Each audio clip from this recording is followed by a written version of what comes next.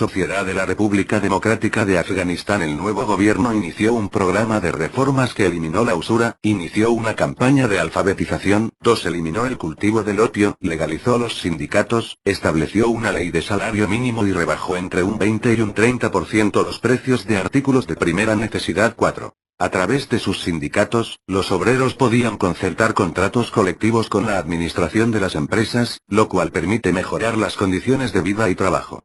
En 1984, el Consejo de Ministros examinó y aprobó el proyecto de ley laboral y el decreto sobre el orden de ingreso de obreros del sector estatal en las escuelas superiores y medias especializadas. Por este medio, se capacitaba a los trabajadores, con los gastos cubiertos por el Estado.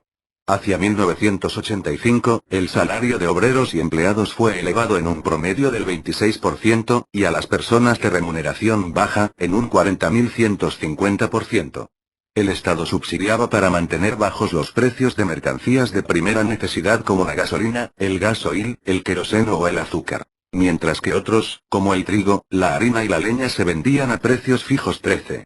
En cuanto a los derechos de la mujer, el régimen socialista otorgó permiso de no usar velo, abolió la dote, promovió la integración de mujeres al trabajo. 245.000 obreras y el 40% de los médicos son mujeres y a la educación. El analfabetismo femenino es reducido del 98% al 75%, el 60% del profesorado de la Universidad de Kabul son mujeres, 440.000 mujeres más trabajaban en educación y 80.000 participaban en la campaña de alfabetización. 14. Así como a la vida política.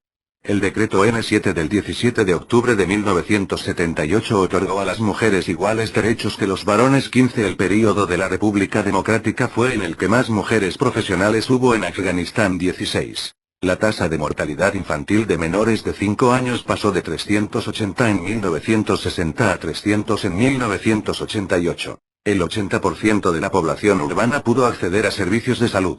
El 63% de los niños y niñas realizan íntegramente el curso escolar en 1985-87. La esperanza de vida pasó de 33 años en 1960 a 42 en 1988. Centenares de miles de personas fueron alfabetizadas.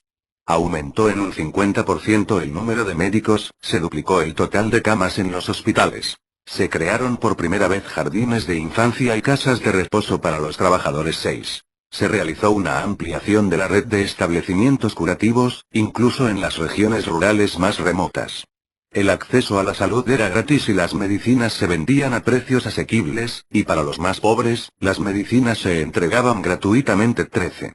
Fue fundada la Academia de Ciencias 1980, 13 el Instituto Pedagógico 1987 y varias universidades de Balj 1988, de Herat 1988 y de Kandahar 1990.